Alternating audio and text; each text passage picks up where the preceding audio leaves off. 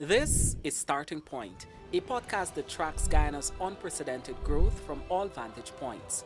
Join your hosts, Kiana Wilberg and Fariza Hanif, as they dive deep into the heart of topical issues. Welcome to this week's episode of Starting Point. I am your host, Kiana Wilberg. Today, we will delve into several of the key things that have been happening over the past few weeks regarding Guyana's political landscape.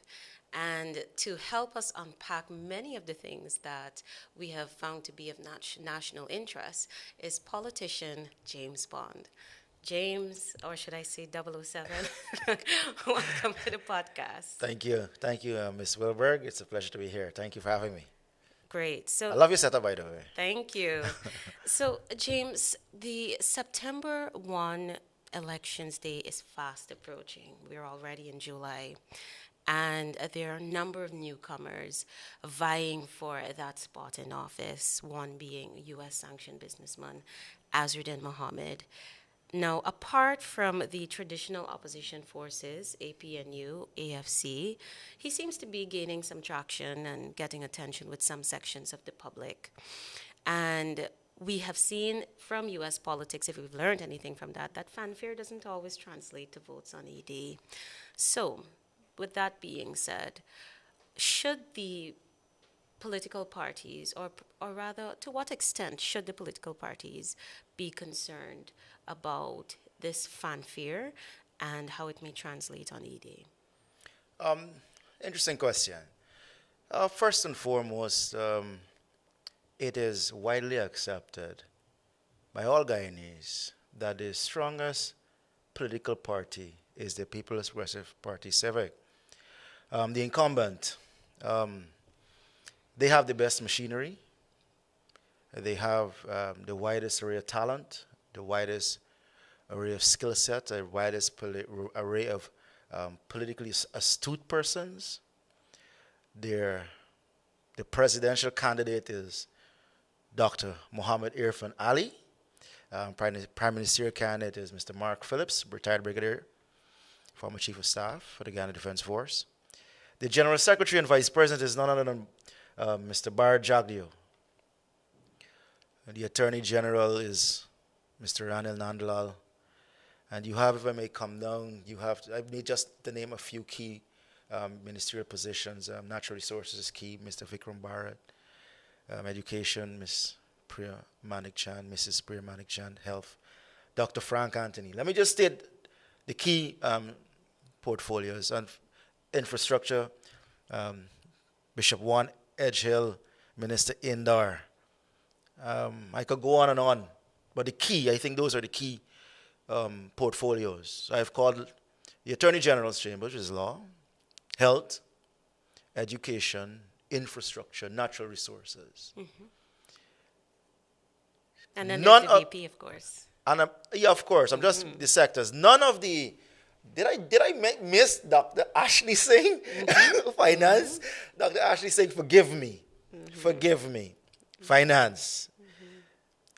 You point me to a political party that can match the talent, the wealth of experience, the competency of the People's Progressive Party Civic in the Caribbean. I'm not talking about Guyana locally. I've said it many a times that we have the best president right now. I've said it many a times, we have the best prime minister. I've said it, we have the best politician in the Caribbean in Dr. Bar Jagdeo. No, the small parties, now let me call them by what they are, the small parties. The party that gets the most attention from the People's Progressive Party Civic is the APNU PNC coalition. If you listen to the press conferences in terms of politics, and let me just stick to politics, the PNC APNU gets the most attention from the PPP Civic because the PPP Civic says, as close as it comes to being a political rival is the PNC, none other. The AFC is not a political rival to the PPP. WIN is not a political rival to the PPP. Um, who else is there? AFC. AFC is not a political rival to the PPP. Now, when it comes to elections and fanfare, that is something we've seen all along. I've seen it in every single election. You see a candidate that stirs the interest of the population, a particular section of the population. Well, I could tell you, I saw Sharma, CN Sharma, giving out and doing a lot of charitable stuff. And when it came to voting time, Sharma wondered how we can get no seat. So I, as a politician, I don't judge it on the Facebook. I don't judge it on the fanfare. Are you insinuating or saying that Azzuddin Mohammed has the political currency of CN Sharma? Yes. I'm saying he has the political currency or even less. And this is all due respect to any political candidate. I'm saying in the light of what it takes to be a president. If you were to rank them from scale of 1 to 10, President Ali being, if you want to give him an 8, a 9, or a 10, is up to you. He can't fall below 8. Where do you can't rank, let me call this small parties if I could remember. ANUG, let me start with that. Because ANUG has been around longer than WIN. ANUG is probably below 1. You probably give him a 0 point something. Because in New Amsterdam, where he contested the local government elections, his household is 10. He got about 3 votes. So he'll be below 1. Let's look at, I think it's AJP? So ALP or AGP? Yeah. There's Miss Simona Brooms. She is a former minister. Let's give her a 1. There's Forward Guyana. Forward Guyana, which is a combination of 3 parties. Mr. London, Mr. Bess, and Miss Walton. Just for the sake of Amanza Walton, I'll give them a 2. Because I think Amanza Walton, Desir, has some amount of political competency in terms of just being the face of a campaign. Maybe she needs a stronger team around her to push her over that hump. But by herself, it's just a 2.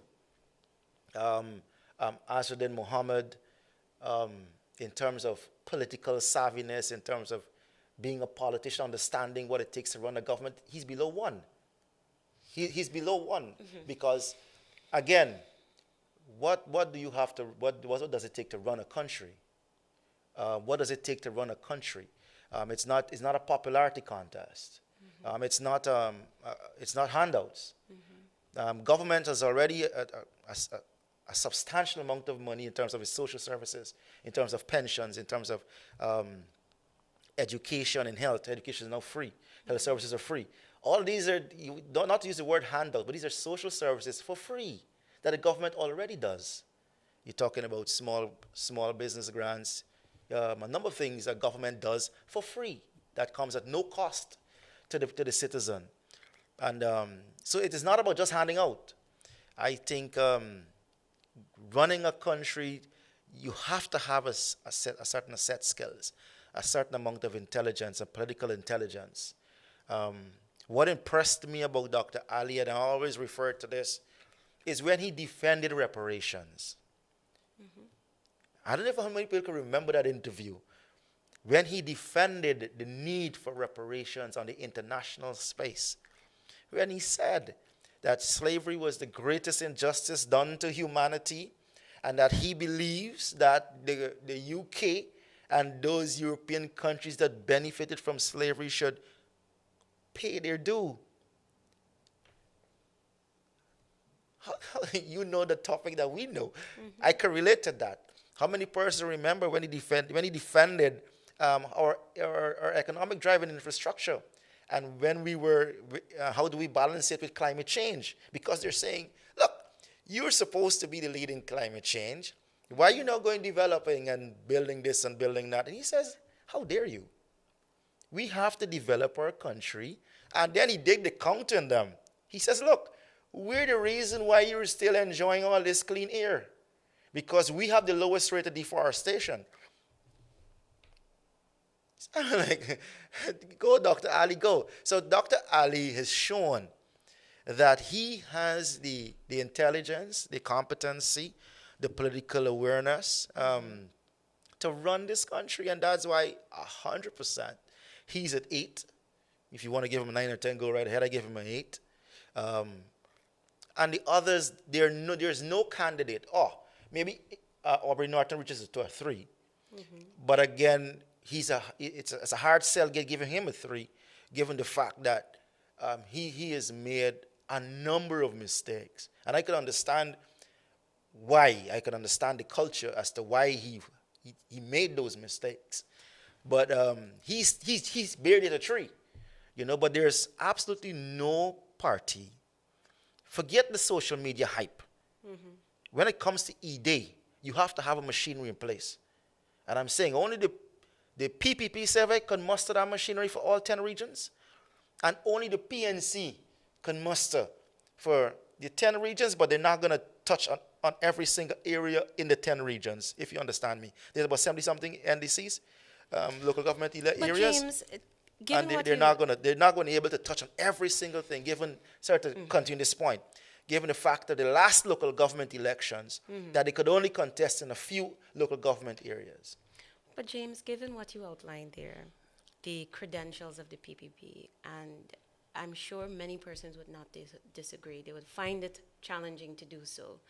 The political intelligence, the political machinery, the representation that we've had from the president on the international stage, and the support that he receives from stalwarts like the vice president and so forth. That is something that is very hard to compete with. It makes someone like Mohammed, as you say, pale into insignificance. But for the man on the ground, there are some of us who do not understand quite clear or get the full picture behind the time or energy that is expended on someone who you would describe as a novice, as a baby, a fledgling, just come on the scene, does not have the experience to even match. It's not even a David and Goliath comparison. Far from. Still, why expend so much energy to deal with him? And again, do you know what the vice president expends a lot of energy on? And that's why I tell people, go read, go listen and go review what he speaks about every week. The vice president spends considerable time and attention on education. Yes. He speaks a lot on the gold scholarships. He speaks a lot on 30-something thousand odd persons getting scholarships from gold. 13,000 getting scholarships from training from the BIT, the WIN women, also about 17,000 women being trained. He spends a lot of time talking about education, what we've been able to do in the education sector. We just see the president commissioning a practical instruction center in St. Ignatius. You know what else the vice president talks a lot about? Agriculture.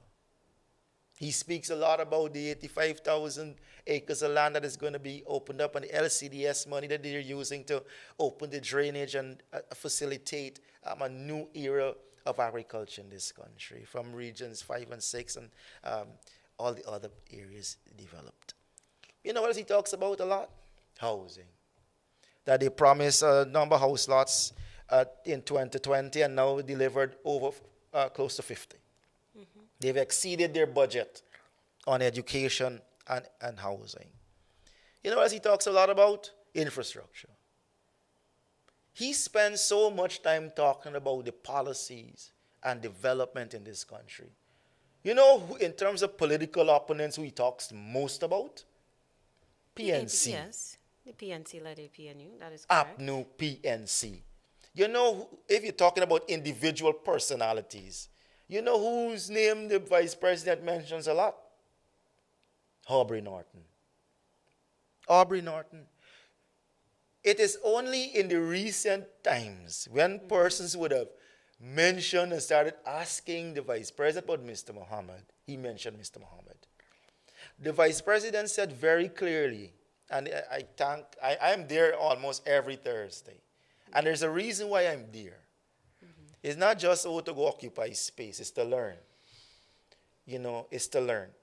And he said it very clearly at the press conference. He says, I'm not going to address Mr. Muhammad because he has not attacked us.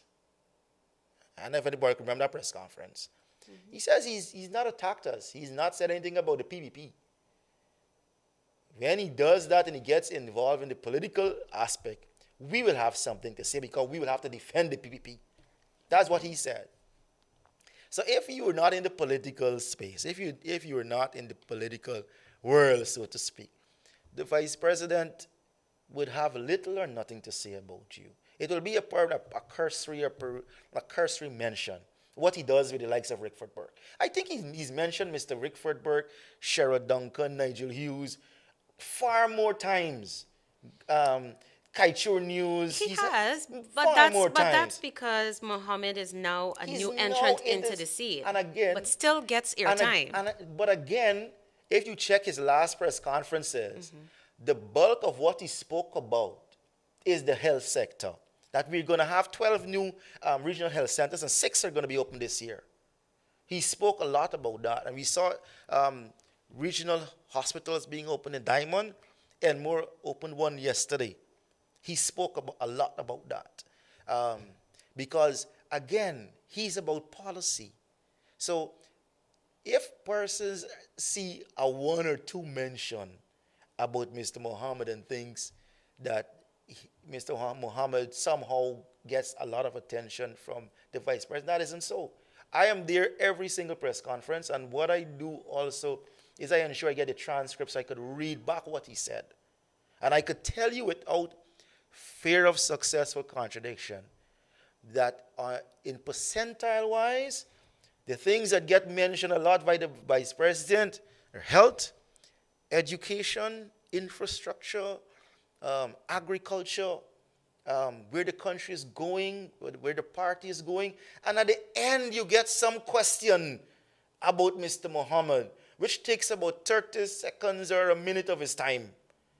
All right? And except on the time when I think Mr. Muhammad directly challenged the vice president and the PPP, that is when the vice president actually gave up a paragraph. I could show you. He gave a paragraph to the Muhammad issue. And again, this is politics. You can't allow, and I think persons are sometimes hear the vice president perhaps speak on a particular issue or a particular person and think that is attacking them. No. It's called a narrative. It is impossible for you to be who you are and not try to counter what someone else is putting in a space. You have to dictate. And you see how the People's Progressive Party Civic is. They set the pace. They set the tone. It is a kind of politics that I'm glad I'm on this side learning. Everything they set the tone for in terms of how the campaign goes, they're the first to start holding fundraisers, major fundraisers. They're the first to start holding mini and rally-type events. They'll be the first to do every single thing. You know why? Because they're setting the tone for the others to follow. So if another party comes up and tries to change or switch a narrative, switch a gear, no, the people will not have you get away with that. So if people think that Mr. Muhammad is going to have a free reign and do as he like and do as he please in the political space, no. That's why I would advise any new politician, you better get on your best and you get your A game. You got to be tough. This is not for the weak. The People's Progressive Party is not going to sit back and allow any politician or any political party, to try to occupy its space. And that is kind of politics that I love and I admire, and it is something that a young politician should learn. You have to control the narrative. You have to dictate the pace at which this goes. I appreciate that response, and I don't want the time that we have to be taken up too much with that. So let's pivot to another important topic that I want to talk about today, and it has to do with the current shape or status of the APNU. We've seen in recent weeks several persons leaving. We've seen Daniel Siram, we've seen Samuel Sandy, Gita Chandan Edmond, Amanza, Natasha, and just recently, German Figuera. And on one side of the divide, you have some person saying, hey, this seems as though you have an exodus of political heavyweights. But then on the other side, you have the general of the party saying, these people aren't heavyweights. They aren't going to do anything to this base. Some of them, he said, are just taking up space. He likened them to being a feather. I mean, what are your thoughts on this? Could this dismissive approach backfire on Mr. Norton come E-Day? Well, let me say this. I'm in full election mode. I'm in full politician mode right now. And I could tell you, Mr. Norton has to do what Mr. Norton has to do. And Mr. Norton has to say what Mr. Norton has to say.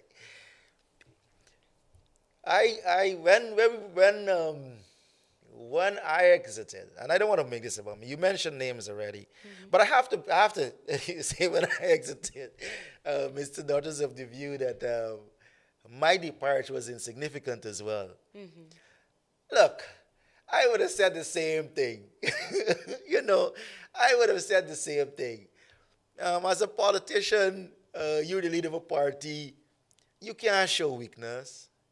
Mr. Norton can't say, you know what, I lost a good soldier. I lost some people there that I need to go get back. I lost some people there who I could use and who could help me win. Mr. Norton can't say that. He can't. Why not? Why not? This is politics. But you yourself have said before This is that the politics. PNC-led APNU could do it a dose of introspection. Could I say this here? Could I say this here? You could say it inside, or you can't say it outside. I'll tell you this here. The PNC is at its weakest. It's at its weakest. And no amount of fluffing, no amount of posturing could change that. This is not a perception, that fact. No amount. The losses and their losses. When it happened, I wrote hemorrhaging. That's the word I use. And the vice president says, don't use hemorrhaging, use exodus. Use exodus. So the exodus of people of substance, it's no way you could tell me that the likes of a Figueroa, the likes of a Walton, a Natasha Singh Lewis, whoever, Don Hastings, Gita Chandan, James Bond, I just got to stick James Bond in there. Since I exited. He's a cool guy. Since he exited since January or thereabouts. There's no way you could tell anybody that if you do so, you're being aloof. You're being aloof. I don't think you're grounded in reality. When you say that those persons aren't political heavyweights. Yeah, but you have to say it. That's the thing. Because if you don't say it, then you show weakness, and you have to be strong for your base. You see, the PNC still has a base. Is it really weakness, though, James? It is. If he says it, it's weakness. But He's James, admitted to the weakness. How does that look to the other members of the party who are saying, wait, I have not expended 20 years of my life in this party. I've not given of myself on the ground in the way that you've seen Tandai McAllister, in the way that you've seen German Figueroa, in the way that you have seen Amanza Walton Desir. And if those people are insignificant, then who am I? My dad has this saying that if breeze could blow away Martha, Sifta must take notice. So does it really make you weak? Or is there strength in admitting that, listen, this represents a problem? It can't be that all of these people have an issue. Do we need to look internally at our leadership? Like I said, you could say Isn't that political maturity? No, that could be said inside, behind the closed doors. Behind the closed doors. When you're at the round table, you could say to the other remaining members of the party, look, we have a problem. People are leaving, and the reasons they're giving for leaving, they're this, they're that. What are your views? Are these grounds sufficient for departure? You could do that behind closed doors. But you can't come out in the open and say that the likes of you mentioned there will weaken our party. You can't say it. It will be political naivety. It will be political suicide to come out and admit that the departure of 6 or 7 young people So it would weaken your party. So it would be political suicide to admit the truth? To admit that 6 or 7 young people leave your party for one reason or the other. You know what you're coming out and say there? So you're saying it's political It is suicide political suicide to come out in the open and admit the fact that these people will weaken your party. So let's go to another subject where the APNU is concerned. We're in this electoral cycle, and Mr. Norton has come forward to say, look, while these persons are, making their way out or jumping ship, so to speak, we have a legacy that we will continue to follow, and a philosophy that remains entrenched within the political psyche of the APNU, and that is the following, the teachings, the guidance of the former leader, David Granger. First of all, what are your thoughts on Granger's legacy? What legacy? What legacy? You don't think that he has a... What legacy? You tell me. What legacy? Okay. What do I say? What do I say? What legacy? What do I say? Or what does a young person say? I mean, let's be honest. Let's be honest. Can we be honest? Can we be honest? Of course, of course. Could I be permitted just for 2 seconds to ask you a question?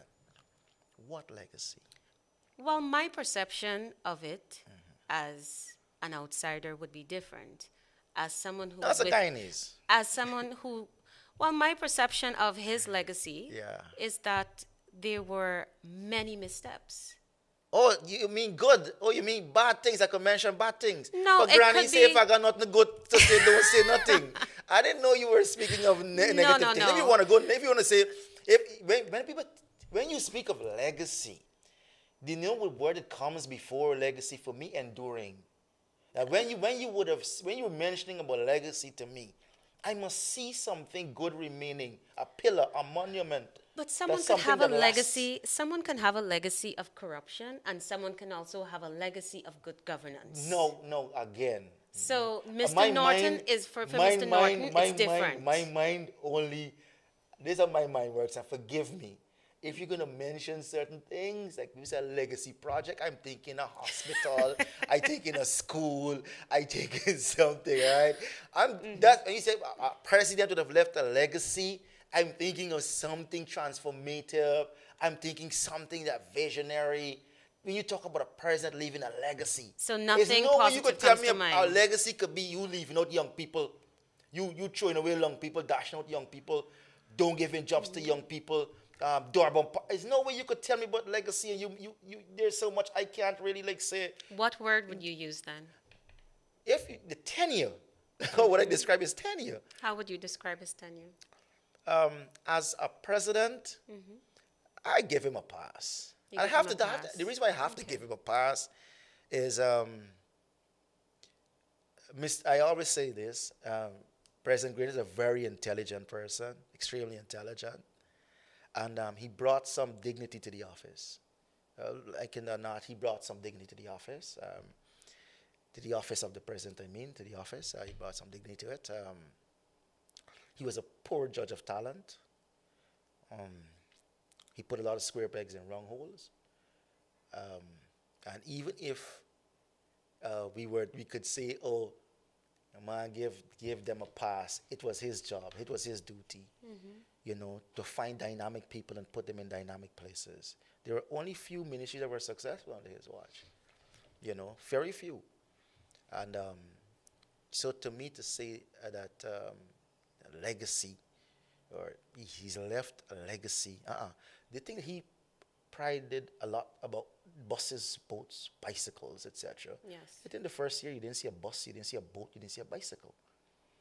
So I can't say legacy-wise. President Ali already has a legacy.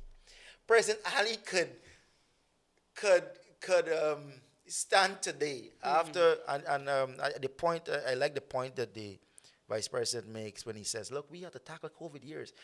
We had COVID to deal with. We didn't just come in and start running. They had COVID in 2020. They actually started their stuff in 2021. So in 3 years or so, 3.5 years, they've already built so many secondary schools. Rebuilt Christchurch that was burnt down in 2021 or 20, something like that. Rebuilt Christchurch. They built so many hospitals, so many schools. You're going to have the Demerara Harbor Bridge. You got the Heroes Highway, Oakland to Eccles.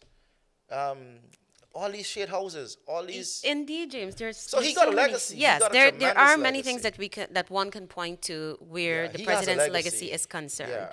But coming back very quickly to APNU, the electorate did vote him out, and the election rigging scandal still follows him. It still follows APNU.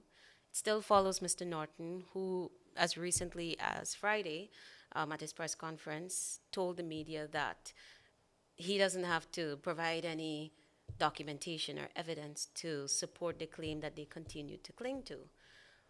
So I have a two-part question there. And since I'm on the election rigging, as Guyanese would say, you didn't know anything about that. That's a good question. I know I've said it repeatedly, that the level that we were at, and I always said this here, the level that I was at is that GCOM was insulated from the Sunday party level. I said it over and over again. Myself, Commodore Lawrence, sitting at Georgetown District Office, she was the chairman of the vice campaign manager, deputy campaign manager. GCOM has its issues. And it wasn't just issues in 4. I've said this over and over again. There were issues all across Guyana.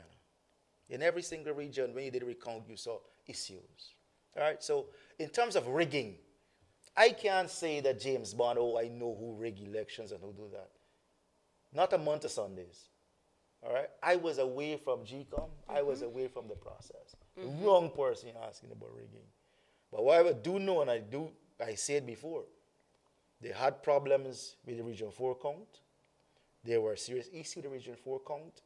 And no Guyanese, I think no person who wants to be truthful and honest would say, well, they believe what those numbers were tallied. They said, the numbers that are tabulated, declared, were true and correct.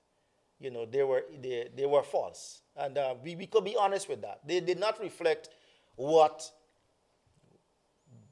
GCOM's real numbers were. And that's something no Guyanese should be afraid to say. I think what happens, again, in politics, like I told you, certain things you just can't say. All right? I think some persons in AP and UFC think that they can say, the other side won. But that's one of the things you could say.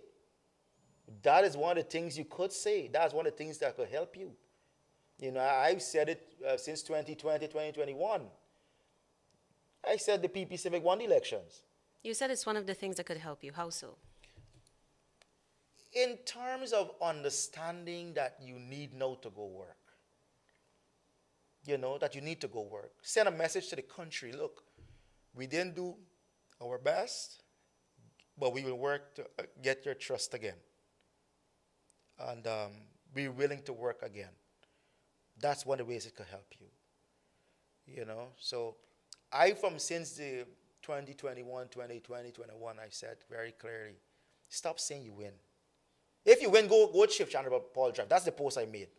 If you think you win the elections, go and occupy shift Chandra Paul Drive. But if you're not going to occupy shift Chandra Paul, stop saying you win. Stop saying you win. So something the opposition should do and should have done long ago. And I think that is one of the reasons why they're in disarray. Because you have to come to grips with reality. I use the word delusion a lot. And I think we got a lot of people who, they're in a make-believe kind of world. They don't see things as they are. They see things as they wish them to be. And that's very dangerous. I think in the opposition, it's a very dangerous thing. Because speaking the things as they are is saying, look, I recognize my feelings, my weaknesses. I recognize my strengths. I recognize my capabilities. How do I increase and maximize my strengths? How do I correct my weaknesses? So they'll go into this 2025 elections not correcting any of the mistakes that they would have made in 2020 because they have done nothing to correct it. What's your prediction then? That's my last question. I had the PPP Civic winning, I think it's 58.9% of the vote. I think that was my last thing a few weeks ago. Now I have them at 63%. I have the PPP Civic winning about 63% of the vote. I don't want to use the word landslide. Mm-hmm. It will be a beating. And let me just say I don't like to lose. I don't like to lose. I'm prepared, ready, willing, and able, and working hard with the People's Progressive Party Civic to re-elect President Irfaan Ali, Dr. Mark Phillips, Vice President Jack Dio. Work hard for that team. That is a winning team. That is the best team. And I'm going to say this to Guyanese, it isn't even about taking a chance or a risk. I think we've gone past that. People think that the average Guyanese voter is not intelligent, that they can't actually see who does what. I think when the average Guyanese, I'm happy that the People's Progressive Party Civic has touched the life of every single Guyanese. From when you were newborn, you get $100,000. Child care cash grant, you get $50,000. Adults get $100,000. They've been, in agriculture, they've been grants. They've been grants for fishermen. There have been public servants increases. In every single sector you think about, the People's Progressive Party Civic has touched and impacted the lives of Guyanese in a real way. And I think Guyanese are intelligent. Guyanese understand that. And they're no. You talk about people who are switching and people who are the movement of people, they're moving towards the People's Progressive Party Civic. I've never seen so many Afro-Guyanese at the PPP Civic. And the PPP Civic is at its strongest now than it's ever been before. When you go to New Amsterdam, you go to the quarantine, you see that mix, Afro-Guyanese and Indo-Guyanese, Amerindian Guyanese. And I think it tells that the intelligence, the reasoning ability of Guyanese. And look, all these contractors, over 1,000 in most of the regions now. In Region 4, who are doing roads, who are doing drains, who are doing this, who are doing that. In Region 6, contractors went from 4 and something to now about 1,100 and something contractors. All benefiting. You're going to tell me those folks don't know which is the government to vote for? Which is the party to vote for? No. You see, James, I was supposed to close off the show, but I am tempted. I have to ask you about that last comment that you made there. And it is true, even the Vice President has said that one of the areas the PPP needs to work on is its Afro-Guyanese base. and you noted that you have seen more Afro-Guyanese, you've seen a growth in this, as opposed to what the traditional opposition parties whose following is largely Afro-Guyanese. It seems as though they have not been able to maintain that balance, to maintain their hold and their perception that, hey, you know what, maybe you should stay over here in this corner instead of going over here. What do you think the PPP is doing successfully to convince Afro-Guyanese that they are the best to lead their future, and that with their vote, giving the votes to the PPP, they have a better chance at a better future? Delivering promises. Delivering promises. I've never seen a government deliver so many promises it would have made. And the Afro-Guyanese is not different from the ordinary Guyanese. Let's take Melanie, for example. President made certain promises to Melanie, all delivered. The First Lady made certain promises to Melanie, all delivered. Roads, internet for the school, play area for the school. I'm just talking about Melanie. And this is something happening across the country. So when the government goes into the communities and they make a promise, they deliver. Anns Grove, the president went there. Anns Grove is getting land titles under the PPP. Did you hear what I'm saying? Yeah, Anns I Grove, heard you. Afro-Guyanese community, is getting land titles under the PPP as a result of a promise delivered. So the PP Civic has shown that it delivers on its promises, that they keep their word. So that is why not just Afro-Guyanese, all Guyanese are coming to them, because they deliver. When they tell you something, you could put your pot on fire and rice a come. Promises delivered. I think that should have been their campaign slogan. James, I am so sorry that we ran out of time today, because this was really an enlightening discussion. It's always good to get the input of young people like yourself. I'm a grown man. I'm 46. Don't you call me young? No, that's relatively young, man. It's relative.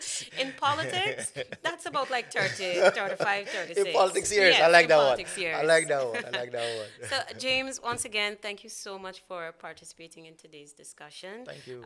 Truly opened up the eyes and the scope, the horizons of our audience into, the different nuances and things that are going on in the political landscape. So thanks for adding to the discussion. Thank you. And to our audience, thank you as well for tuning in. We hope you found this discussion very enlightening. I certainly did. Please be sure to join us next week, same time, same place, as we bring you more insights on happenings within Guyana's political landscape. I'm Kiana Wilberg, and this has been Starting Point. Thanks for watching Starting Point. Follow us on Spotify, YouTube, Facebook, Instagram, and LinkedIn for critical updates and exclusive content. Thanks for watching Starting Point. Follow us on Spotify, YouTube, Facebook, Instagram, and LinkedIn for critical updates and